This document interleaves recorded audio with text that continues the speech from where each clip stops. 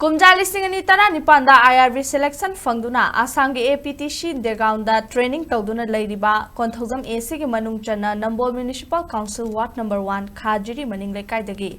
Yelam Subhash Chandra chahi kunmapan atopaming nauton kawmiyo ema ngasi mahaki phamungda siduna leiram le hari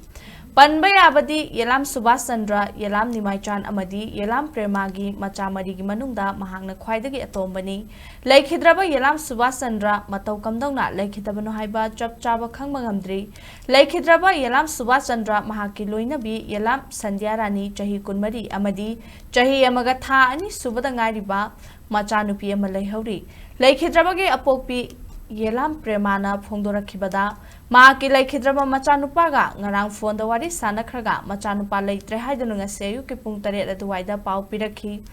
Ichanupa asi pangaida training tawjaram labadi siramloi Assam da Training tawbana sibani mahagna hundoklam liba mahaki loina bi amadi pikliba machanupi asi matau karamna yokadawribano maramasina leingakna mama machabu hingba ngamnaba yengsinbiyu haina pendaba leingake wapham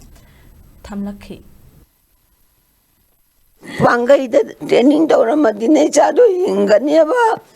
Assam da training tawbada chadu chibaneba wina tawchada badaye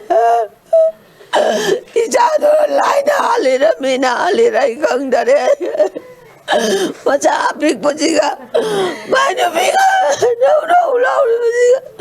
apik macha jiga maina mara yoga doino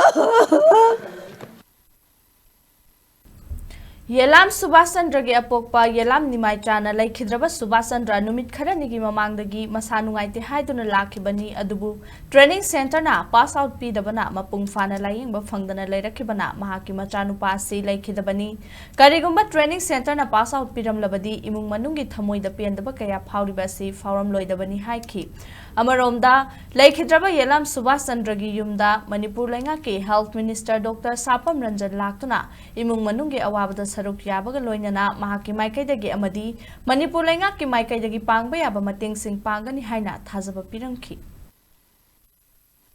Matang si kara pende milwasine yadu aigi sase koksi e haiba tang amani dagi haibani aduga moina pass out bibi dabne hayeng puni are humdo puni mari da punen toraga ngarang taring mangaga taruka lona basida sibani masigi da mukta ai pendaba yam leigre moigi training gi kanotu su niyom niti buti orambe ai adubu hujik leihori ba imong no piduga isu no pi masa aduga kramai ngauni moi hingna na balam bel tu Manipur sakarna adu yengsan biba pame